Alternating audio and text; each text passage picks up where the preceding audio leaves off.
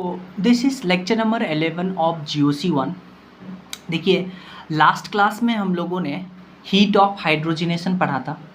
हमने देखा था कि 1 मोल अनसैचुरेटेड हाइड्रोकार्बन का complete hydrogenation with metal catalyst, उसमें जो हीट रिलीज होता था उसको बुलाते थे हम हीट ऑफ हाइड्रोजनेशन। अब उसके बेस पे हमने एक रूल भी पढ़ा था कि कैसे मॉलिक्यूल में हीट ऑफ हाइड्रोजनेशन का ऑर्डर पता करेंगे। तो आपको मैंने बोला था कि हीट ऑफ हाइड्रोजनेशन देखने के लिए आप देखिएगा नंबर ऑफ पाई बॉन्ड, यानी कि एक अनसैचुरेटेड हाइड्रोकार्बन में नंबर ऑफ पाई बॉन्ड जितना ज़्यादा होगा उतना हीट ऑफ हाइड्रोजनेशन होगा। और मैंने आपको बोला था एक्सेप्शन है बेंजीन और उसके डेरिवेटिव। बेंजीन और डेरिवेटिव नहीं, except aromatic compound. Aromatic compound जैसे कि बेंजीन है ना, तो उसके बारे में हमने बात किया था। अब हमने बात किया था कि अगर number of pi bond same हो जाए तो number of pi bond same होने से फिर हम स्टेबिलिटी चेक करेंगे, और जो मॉलिक्यूल ज़्यादा स्टेबल होगा उसका हीट ऑफ हाइड्रोजनेशन कम होगा। ठीक है, तो हम ऐसा भी बोले थे कि HOH is inversely proportional to 1 upon stability, inversely proportional to stability. ठीक है, तो इसके बेस पे हम एक क्वेश्चन करते हैं, तो ध्यान से देखिए उस क्वेश्चन को। सो इस क्वेश्चन को देखिए, इसमें आपको ये कंपाउंड और ये कंपाउंड दिख रहा है। पहले तो आप पाई बॉन्ड चेक करिए, तो तीनों में जो पाई बॉन्ड है वो सेम है। पाई बॉन्ड सेम हो गया तो अब हम बात करते हैं स्टेबिलिटी। तो देखिए आप, इस मॉलिक्यूल में रेजोनेंस हो रहा है, डबल सिंगल डबल। इसमें भी रेजोनेंस हो रहा है, इसमें रेजोनेंस नहीं हो रहा है। तो सी का स्टेबिलिटी, ए बी सी का पहले स्टेबिलिटी चेक करिए आप। देखिए, इसमें रेजोनेंस हो रहा है और इसमें भी रेजोनेंस हो रहा है, लेकिन ये है एंटी एरोमेटिक कंपाउंड। क्या है? एंटी एरोमेटिक कंपाउंड, ये वाला। और इसमें ये है नॉन एरोमेटिक। तो आपको पता है नॉन एरोमेटिक का स्टेबिलिटी ज़्यादा होता है एंटी एरोमेटिक से। तो सबसे ज़्यादा ए स्टेबल, फिर सी, फिर बी। और स्टेबिलिटी का ठीक उल्टा ऑर्डर होगा हीट ऑफ हाइड्रोजनेशन का। तो हीट ऑफ हाइड्रोजनेशन का ऑर्डर कुछ ऐसा होगा। तो इस क्वेश्चन में सिंस पाई बॉन्ड सेम है तो फिर आप स्टेबिलिटी चेक करिएगा। जिसका स्टेबिलिटी ज़्यादा उसका HOH कम, हीट ऑफ हाइड्रोजनेशन कम। अच्छा, लास्ट क्लास में हम लोगों ने बात किया था कि heat of hydrogenation is directly proportional to number of pi bond. हमने पढ़ा था HOH is directly proportional to number of pi bonds. लेकिन इसका हमने एक्सेप्शन पढ़ा था एरोमेटिक कंपाउंड जैसे कि बेंजीन। तो इसका हम देखिए एक्सेप्शन देखते हैं। तो देखिए आपके पास 3 कंपाउंड है, बेंजीन, बी और सी, ये कंपाउंड है आपके पास। बेंजीन देखिए एरोमेटिक है। तो अगर आप स्टेबिलिटी की बात करते हैं, देखिए एक्सेप्टेड क्या है, एक्सपेक्टेड क्या है। एक्सपेक्टेड ऑर्डर क्या हुआ कि इसमें पाई बॉन्ड ज़्यादा होगा तो बेंजीन का हाइट ऑफ हाइड्रोजनेशन ज़्यादा होगा, ABC, फिर इसका, क्योंकि इसमें 3 पाई बॉन्ड, इसमें 2, इसमें 1। तो जितना ज़्यादा पाई बॉन्ड उतना हीट ऑफ हाइड्रोजनेशन। एक्सपेक्टेड ये ऑर्डर है, पर एक्चुअल ऑर्डर ये होता है सबसे ज़्यादा B स्टेबल, फिर A, फिर C। हीट ऑफ हाइड्रोजनेशन की बात करते हैं, स्टेबिलिटी नहीं। एक्सपेक्टेड हीट ऑफ हाइड्रोजनेशन का वैल्यू आएगा कि इसमें नंबर ऑफ पाई बॉन्ड ज़्यादा है तो इसका हीट ऑफ हाइड्रोजनेशन ज़्यादा आना चाहिए, पर इसका कम आता है। एक्चुअली में क्या होता है, देखिए बेंजीन एरोमेटिक है तो बेंजीन का स्टेबिलिटी ज़्यादा है, और बेंजीन का स्टेबिलिटी ज़्यादा है तो उसका हीट ऑफ हाइड्रोजनेशन कम होगा। आप इस वैल्यू से भी देखिए, इसमें ये जो डेल्टा H है, जो रिलीज्ड एनर्जी है बेंजीन और इस कंपाउंड का, देखिए बेंजीन का कम है इससे, यानी इसका HOH कम है। तो बेंजीन जो है स्टेबल होने के कारण, क्योंकि इसमें बेंजीन एरोमेटिक है, कंप्लीट साइक्लिक रेजोनेंस है इसमें, तो बेंजीन स्टेबल है और स्टेबल होने के कारण उसका हीट ऑफ हाइड्रोजनेशन कम होता है। तो ये याद रखिएगा। तो ऑर्डर कुछ ऐसा बनेगा, तो ध्यान से देखिए इसको। अब आप इस क्वेश्चन को ध्यान से पढ़िए, वेरी इंपॉर्टेंट क्वेश्चन। ये क्वेश्चन आपसे बोला है, ध्यान से देखिए, कि if heat of hydrogenation of 1 butene is 30 kilo calorie per mole, then what will be the heat of hydrogenation of 1,3 butadiene. आपके पास 4 ऑप्शन गिवन है। देखिए, एक तो आपके पास है 1 ब्यूटीन, स्ट्रक्चर देखिए बनाना आना चाहिए, और एक आपके पास है 1,3 ब्यूटाडाइन। ठीक है, आपको 1 ब्यूटीन का हीट ऑफ हाइड्रोजनेशन दिया है 30 किलो कैलोरी पर मोल, और आपसे पूछा है कि 1,3 ब्यूटाडाइन का हीट ऑफ हाइड्रोजनेशन क्या होगा। अब ध्यान से देखिए, ध्यान से देखिएगा, तो एक पाई बॉन्ड को देखिए, हीट ऑफ हाइड्रोजनेशन क्या होता है, पाई बॉन्ड को तोड़ने के बाद सिग्मा बॉन्ड बनेगा, अनस्टेबल बॉन्ड से स्टेबल बॉन्ड बनेगा, एनर्जी रिलीज होता है, तो रिलीज एनर्जी को ही तो हीट ऑफ हाइड्रोजनेशन बुलाते हैं। जो हीट रिलीज हुआ है उसको हीट ऑफ हाइड्रोजनेशन बुलाते हैं। तो जितना ज़्यादा पाई बॉन्ड उतना ज़्यादा हीट ऑफ हाइड्रोजनेशन। तो यहाँ एक पाई बॉन्ड है तो 30 किलो कैलोरी पर मोल रिलीज हो रहा है। अब 1,3 ब्यूटाडाइन में 2 पाई बॉन्ड है, तो एक पाई बॉन्ड में 30 रिलीज हो रहा था, तो 2 पाई बॉन्ड में 60 होना चाहिए। ठीक है, तो expected heat of hydrogenation should be 60 kilo calorie per मोल। लेकिन देखिए यहाँ पे रेजोनेंस है, रेजोनेंस है तो स्टेबिलिटी होने के कारण हीट ऑफ हाइड्रोजनेशन कम आएगा। तो एक्सपेक्टेड था 60, लेकिन रेजोनेंस के कारण, स्टेबिलिटी के कारण 60 से कम आएगा, लेकिन 30 से तो ज़्यादा आएगा। तो अब आप उस ऑप्शन को ढूंढिएगा जिसमें 30 से तो ज़्यादा है लेकिन 60 से कम है। तो देखिए 57 एक आंसर होगा, 30 से ज़्यादा 57 से कम। तो but due to resonance heat of hydrogenation 60 से तो कम होगा लेकिन 30 से ज़्यादा होगा। एक तो आपको इस क्वेश्चन को ऐसे पूछ सकता है कि पूरे कंपाउंड का बताइए। पहले 1 ब्यूटीन का 30 था तो 1,3 ब्यूटाडाइन का बताइए, तो पूरे कंपाउंड का पूछ सकता है। फिर एक ऐसे पूछ सकता है कि हीट ऑफ हाइड्रोजनेशन बताइए पूरे मॉलिक्यूल के लिए, तो इसका ज़्यादा होगा इससे, क्योंकि इसमें 60 से कम लेकिन 30 से तो ज़्यादा निकल रहा है। तो हीट ऑफ हाइड्रोजनेशन पूरे मॉलिक्यूल के लिए इसका ज़्यादा इससे। लेकिन अगर पूछे हीट ऑफ हाइड्रोजनेशन पर पाई बॉन्ड, या ऐसे पूछ ले हीट ऑफ हाइड्रोजनेशन पर मोल ऑफ हाइड्रोजन, यानी कि आपको पता है एक पाई बॉन्ड को तोड़ने के लिए 1 मोल हाइड्रोजन चाहिए, तो या तो एक पाई बॉन्ड लिख के बोल दे पर पाई बॉन्ड या पर मोल ऑफ हाइड्रोजन, क्योंकि एक पाई बॉन्ड को तोड़ने के लिए 1 मोल हाइड्रोजन चाहिए, 1 मोल हाइड्रोजन चाहिए। तो देखिए इसमें एक पाई बॉन्ड को तोड़ने के लिए 30 किलो कैलोरी पर मोल चाहिए। ठीक है, और यहाँ पे 2 पाई बॉन्ड है, तो 2 पाई बॉन्ड को तोड़ने के लिए 60 से कम चाहिए। ऑप्शन में 57 है तो आंसर तो यही होगा, पर हम 58 लेके देखते हैं या 56 ले लेते हैं। ठीक है, या आप 58 जो भी लेना है। तो 2 पाई बॉन्ड के लिए, 2 पाई बॉन्ड को तोड़ने के बाद जो हीट ऑफ हाइड्रोजनेशन है वो मान लेते हैं 56 किलो कैलोरी पर मोल है। अब 2 पाई बॉन्ड के लिए इतना है, तो पर पाई बॉन्ड के लिए डिवाइडेड बाय 2 करेंगे तो ये आ जाएगा 28। तो अब देखिए इस कंपाउंड में एक पाई बॉन्ड को तोड़ने के बाद जो हीट ऑफ हाइड्रोजनेशन है वो 30 किलो कैलोरी पर मोल है, और यहाँ पे पर पाई बॉन्ड है 28। तो अगर ऐसे क्वेश्चन पूछे कि हीट ऑफ हाइड्रोजनेशन पर पाई बॉन्ड और हीट ऑफ हाइड्रोजनेशन पर मोल ऑफ H2O, तो 1 का ज़्यादा होगा 2 से। तो आपको ये क्वेश्चन आना चाहिए। अब हम बात करते हैं हीट ऑफ कंबस्शन। किसके बारे में बात करेंगे? Heat of combustion. Heat of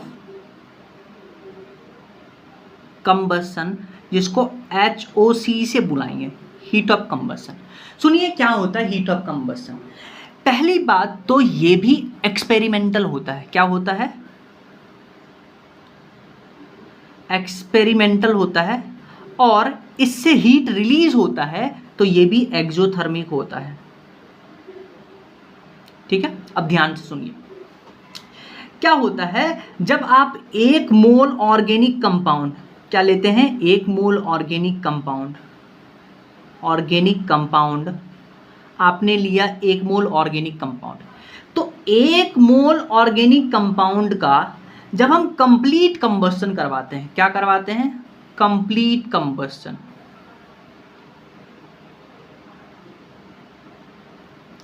तो 1 मोल ऑर्गेनिक कंपाउंड का कंप्लीट कंबस्शन करवाने के बाद ऑक्सीजन के प्रेजेंस में जो हीट रिलीज होता है उसी को बोलते हैं heat of combustion.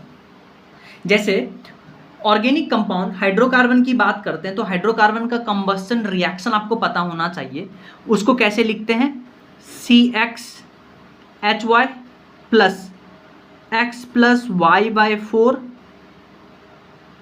Oxygen gives XCO2 plus Y/2 H2O और साथ में हाइड्रोजन। तो ये रिएक्शन होता है कि हाइड्रोकार्बन का कंबस्शन करवाने, कंबस्शन हमेशा ऑक्सीजन के प्रेजेंस में होता है, तो इस रिएक्शन को फॉलो करते हैं। अब देखिए आप एक ऑर्गेनिक कंपाउंड को, 1 मोल ऑर्गेनिक कंपाउंड का कंबस्शन करवाते हैं ऑक्सीजन के प्रेजेंस में, तो रिलीज एनर्जी को हम हीट ऑफ कंबस्शन बुलाते हैं। अब इस ऑर्गेनिक कंपाउंड में आप किसको जला रहे हैं, कार्बन को ही तो जला रहे हैं। कंबस्शन किसका होता है, कार्बन का ही तो होता है। तो इस ऑर्गेनिक कंपाउंड में जितना नंबर ऑफ कार्बन होगा उतना हीट ऑफ कंबस्शन ज़्यादा होगा। तो क्या हम बोल सकते हैं कि heat of combustion is directly proportional to number of carbon? बिल्कुल बोल सकते हैं। यानी कि अगर एक ऑर्गेनिक कंपाउंड में नंबर ऑफ कार्बन ज़्यादा है तो उसको जब बर्न करेंगे, कंबस्शन करेंगे, तो उससे हीट ऑफ कंबस्शन ज़्यादा निकलेगा। लेकिन अगर आपको कंपेयर करने बोल दे और number of carbon atom same हो जाए, तब आप यूज करिएगा heat of combustion is inversely proportional to stability.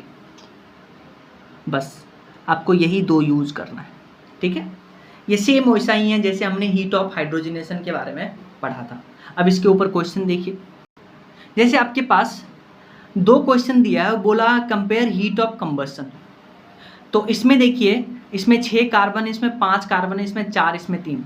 तो आपको पता है heat of combustion is directly proportional to number of carbon. तो जिसमें नंबर ऑफ कार्बन ज़्यादा होगा उसका हीट ऑफ कंबस्शन ज़्यादा होगा।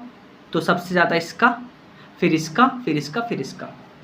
फिर आप देखिए इस कंपाउंड को, इसमें देखिए इन दोनों में 4 कार्बन है, 1 2 3 4। इसमें भी 4 कार्बन है, 1 2 3 4, लेकिन इसमें 3 है, इसमें 2 कार्बन है। तो पहले तो देखिए इन दोनों का स्टेबिलिटी ज़्यादा होगा इनसे, और इसका स्टेबिलिटी ज़्यादा होगा इससे, क्योंकि इसमें 3 कार्बन, इसमें 2 कार्बन, इसमें 4 कार्बन। अब हम बात करते हैं इसमें नंबर ऑफ कार्बन सेम हो गया। अगर नंबर ऑफ कार्बन सेम हो जाए तब हम हीट ऑफ कंबस्शन लिखते हैं इन्वर्सली प्रोपोर्शनल टू स्टेबिलिटी। अब आपको पता है कि ट्रांस का स्टेबिलिटी ज़्यादा होता है सीस से, क्योंकि सीस में रिपल्सन होता है तो स्टेबिलिटी घटेगा। ट्रांस में मॉलिक्यूल जो एटम थे वो दूर दूर हो गए, तो जो रिपल्सन है वो कम हो गया, तो स्टेबिलिटी बढ़ गया। और अगर स्टेबिलिटी बढ़ गया तो हीट ऑफ कंबस्शन कम हो जाएगा। तो यानी कि बी का हीट ऑफ कंबस्शन ए से ज़्यादा होगा। तो हीट ऑफ कंबस्शन बी का ए से ज़्यादा होगा, तो ऑर्डर बनेगा पहले बी, फिर ए, फिर सी, फिर डी। डन। नेक्स्ट हमारे पास टर्म है रेजोनेंस एनर्जी। क्या है? रेजोनेंस एनर्जी, जिसको हम RE से डिनोट करेंगे, और इसको हम स्टेबलाइजेशन एनर्जी भी बुलाते हैं। क्या बुलाते हैं? स्टेबलाइजेशन एनर्जी भी बुलाते हैं। अब सुनिए ध्यान से, होता क्या है। पहले तो मैं आपको बता दूं कि रेजोनेंस एनर्जी जो है वो हीट ऑफ हाइड्रोजनेशन पे ही बेस्ड होता है। अब क्या होता है ये सुनिए। मान लेते हैं आपके पास एक कंपाउंड है, फॉर एग्जांपल एनिलीन ले लेते हैं, है ना, एनिलीन ले लेते हैं, NH2। आपको पता है नाइट्रोजन पे लोन पेयर है, इसका 5 रेजोनेटिंग स्ट्रक्चर बनेगा, बनाया भी था मैंने।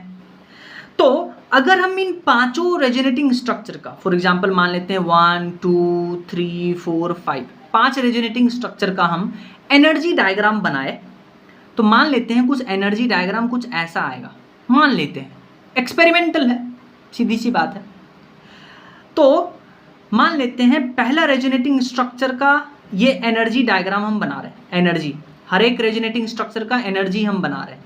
ये है रेजोनेटिंग स्ट्रक्चर 1, फिर है ये RS2, फिर है RS3, फिर है RS4, और फिर बाद में रेजोनेंस हाइब्रिड भी बनाएंगे तो ये है रेजोनेंस हाइब्रिड। ठीक है, अब ध्यान से देखिए, ये ग्राफ एक्सपेरिमेंटल आया है, आपको इस ग्राफ को रीड करना आना चाहिए। रीड करिए आप, देखिए आप रेजोनेंस हाइब्रिड जो है, रेजोनेंस हाइब्रिड क्या होता है, जो एक्चुअल स्ट्रक्चर होता है, तो रेजोनेंस हाइब्रिड का एनर्जी सबसे कम है, तो एनर्जी जिसका सबसे कम होता है उसका स्टेबिलिटी ज़्यादा हुआ। ये तो हमें पता ही है कि रेजोनेंस हाइब्रिड का स्टेबिलिटी सबसे ज़्यादा होता है। फिर आप देखिए जो फोर्थ वाला रेजोनेटिंग स्ट्रक्चर था उसका भी एनर्जी कम है, तो यानी इसका भी स्टेबिलिटी ज़्यादा होगा। रेजोनेंस हाइब्रिड से तो कम होगा लेकिन सबसे ज़्यादा होगा रेजोनेंस फोर्थ वाले स्ट्रक्चर का।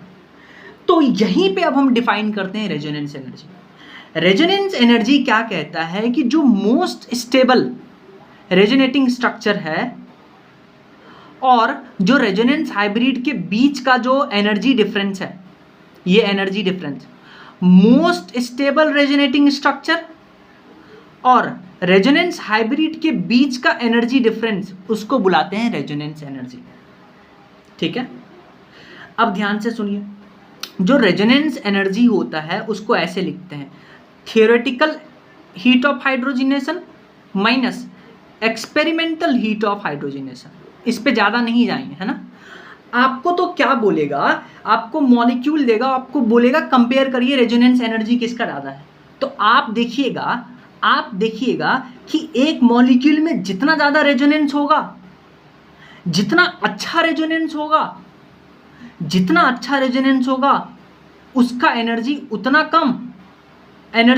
कम, उतना मोस्ट स्टेबल, और रेजोनेंस हाइब्रिड के बीच का एनर्जी डिफरेंस वो रेजोनेंस एनर्जी होगा। तो की पॉइंट क्या है कि more is the resonance stabilization, more is the resonance energy. तो इन सब पॉइंट को लिख लेते हैं। सो रेजोनेंस एनर्जी क्या है, जिसको स्टेबलाइजेशन एनर्जी भी बोलते हैं, हाइट ऑफ हाइड्रोजनेशन पे बेस्ड होता है। The energy difference between most stable resonating structure and resonance hybrid is called resonance energy. Key point क्या है क्वेश्चन सॉल्व करने के लिए, more is the resonance stabilization, more is the resonance energy. तो देखिए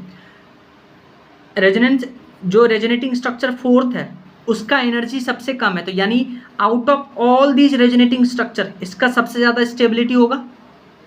और जो रेजोनेंस हाइब्रिड है उन दोनों के बीच का जो एनर्जी डिफरेंस उसको बुलाते हैं रेजोनेंस एनर्जी। और रेजोनेंस एनर्जी को लिखते हैं theoretical heat of hydrogenation minus experimental heat of hydrogenation. अब आप क्वेश्चन करिए। इस क्वेश्चन में आपको बोल रहा है कि कंपेयर रेजोनेंस एनर्जी। आप इस मॉलिक्यूल में देखिए, इसमें जो है इसके कंपैरिजन में कम रेजोनेंस हो रहा है और इसका रेजोनेंस ज़्यादा हो रहा है, यानी इसमें एक्सटेंडेड रेजोनेंस है। और जितना एक्सटेंडेड रेजोनेटिंग स्ट्रक्चर बनेगा उतना उसका रेजोनेंस एनर्जी ज़्यादा होगा। सिमिलरली इसमें देखिए, यह है एरोमेटिक और यह है नॉन एरोमेटिक, तो एरोमेटिक का रेजोनेंस स्टेबलाइजेशन ज़्यादा होगा, ये कंपाउंड ज़्यादा स्टेबल होगा, इसलिए इसका रेजोनेंस एनर्जी ज़्यादा होगा। सिमिलरली इसमें देखिए, ये एंटी एरोमेटिक है या नॉन एरोमेटिक है, तो आपको पता है कि नॉन एरोमेटिक का स्टेबिलिटी ज़्यादा होता है एंटी एरोमेटिक से, और एरोमेटिक का तो सबसे ज़्यादा होता ही है, अन्ना से याद रखते हैं इसको। फिर इसमें देखिए आप, ये है एरोमेटिक, ये है नॉन एरोमेटिक, तो ऑफकोर्स जो एरोमेटिक है वो जो सबसे ज़्यादा रेजोनेंस स्टेबलाइजेशन है जिसमें, उसका रेजोनेंस एनर्जी सबसे ज़्यादा होगा। फिर आप इस कंपाउंड को देखिए, वेरी इंपॉर्टेंट, इसमें देखिए आप रेजोनेंस हो रहा है, इसमें भी रेजोनेंस हो रहा है, क्लोरीन पे लोन पेयर का, फ्लोरीन पे लोन पेयर का, पर इसमें देखिए रेजोनेंस 2p2p ऑर्बिटल में हो रहा है और इसमें रेजोनेंस 2p3p ऑर्बिटल में हो रहा है। तो यहाँ अच्छा ओवरलैपिंग है, 2p2p में ओवरलैपिंग है, यहाँ 2p3p में ओवरलैपिंग है। तो जहाँ अच्छा ओवरलैपिंग होगा वहाँ अच्छा रेजोनेंस होगा, और जहाँ अच्छा रेजोनेंस होगा वहाँ रेजोनेंस एनर्जी ज़्यादा होगा, इसलिए ये ऑर्डर बनेगा इसका। ठीक है, नेक्स्ट क्वेश्चन देखिए, आप इस क्वेश्चन को देखिए। इस क्वेश्चन में देखिए रेजोनेंस यहाँ पर 100% है, यहाँ पे रेजोनेंस 100% है, पर यहाँ रेजोनेंस 100% नहीं है। अगर ये पाई बॉन्ड इसके साथ रेजोनेंस में है तो ये खाली बैठा होगा, सिमिलरली जब ये इसके साथ रेजोनेंस में होगा तो ये खाली बैठा होगा, तो यहाँ 50% रेजोनेंस है यानी क्रॉस कॉन्जुगेशन है, यहाँ 100% एक्सटेंडेड रेजोनेंस है, और जहाँ रेजोनेंस जितना अच्छा ज़्यादा होगा उसका रेजोनेंस हाइब्रिड रेजोनेंस एनर्जी उतना ज़्यादा अच्छा होगा, तो ये आंसर होगा। अब आप इस क्वेश्चन को देखिए, आपके पास बेंजीन है, नेप्थलीन है, एंथ्रासीन है और फिनेंथ्रीन है। पहले तो स्ट्रक्चर याद होना चाहिए। अब आप देखिए, आपको बोला है कि इन सब कंपाउंड का रेजोनेंस एनर्जी कंपेयर करिए। आपको मैंने अभी बोला था कि जिस कंपाउंड का रेजोनेटिंग स्ट्रक्चर जितना ज़्यादा होगा उतना उसका रेजोनेंस एनर्जी होगा। तो आपको इन सब कंपाउंड में रेजोनेटिंग स्ट्रक्चर लिखने का आपको पता था ट्रिक कि वर्टिकल लाइन देखते हैं, जितना वर्टिकल लाइन उतना रेजोनेटिंग स्ट्रक्चर। इसमें 2 वर्टिकल लाइन तो 2 रेजोनेटिंग स्ट्रक्चर, इसमें 1 2 3 vertical line 3 resonating structure, 1 2 3 4 vertical line 4 resonating structure, 1 2 3 4 5 vertical line 5 resonating structure. और जिसका रेजोनेटिंग स्ट्रक्चर जितना ज़्यादा उसका रेजोनेंस एनर्जी उतना ज़्यादा, इसलिए ऑर्डर ये बन जाएगा। आप देखिए रेजोनेंस एनर्जी हमने वैल्यू भी लिख दिया है, बेंजीन का इतना, नेप्थलीन का इतना, एंथ्रासीन का इतना, फिनेंथ्रीन का इतना। डन। अब हम एक रूल के बारे में बात करेंगे जिस रूल का नाम है ब्रेट्स रूल। ब्रेट्स रूल, ध्यान से सुनिए ये रूल क्या कहता है, बहुत इंपॉर्टेंट रूल है, ब्रेट नाम के साइंटिस्ट ने दिया था। ब्रेट्स रूल को समझने के लिए आपको बाईसाइक्लिक और ब्रीज हेड बाईसाइक्लिक आपको समझ में आना चाहिए, ब्रिज्ड बाईसाइकिल कंपाउंड आपको समझ में आना चाहिए। बेसिकली ब्रेट्स रूल जो है बाईसाइक्लिक कंपाउंड में लगता है, हर बाईसाइक्लिक कंपाउंड में नहीं, ब्रिज्ड बाईसाइक्लिक कंपाउंड में। अब इसका क्या मतलब है इसको समझिए। देखिए मैं आपको एक बाईसाइकिल बना के दिखा रहा हूँ।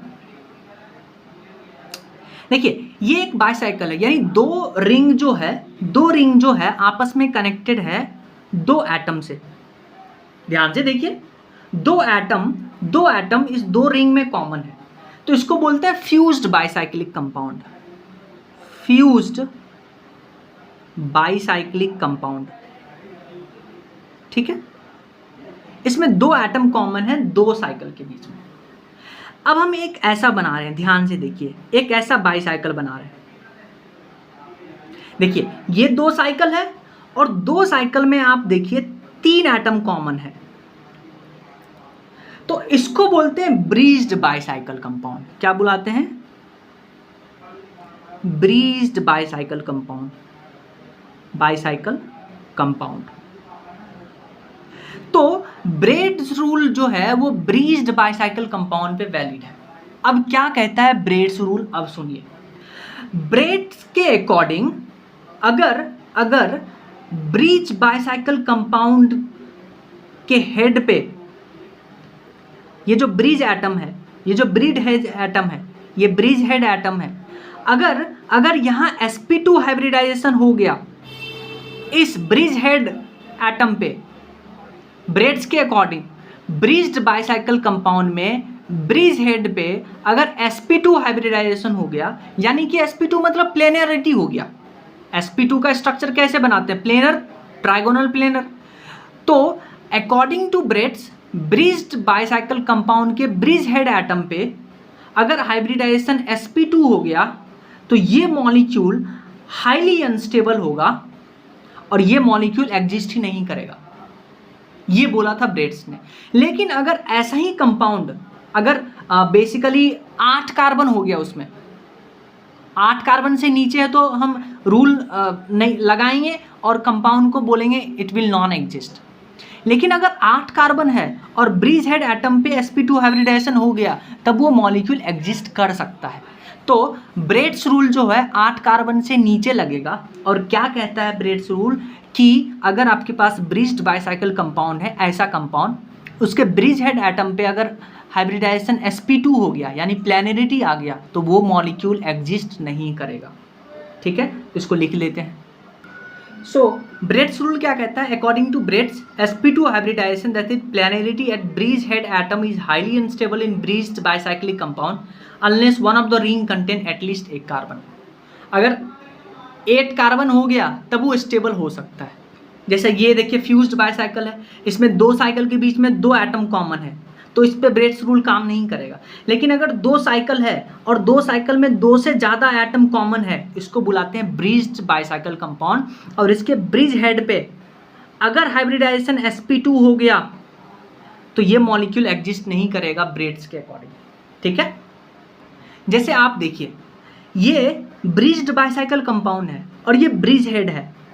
अभी आप इस ब्रिज्ड हेड पे जो कार्बन है उसका हाइब्रिडाइजेशन देखिएगा तो वो sp3 है। sp3 है तो अभी ये एग्जिस्ट करेगा, sp2 नहीं होना चाहिए ब्रिज हेड पे। सिमिलरली देखिए ये कंपाउंड में ये ब्रिज हेड है, तो ब्रिज हेड पे sp3 है तो ये स्टेबल होगा।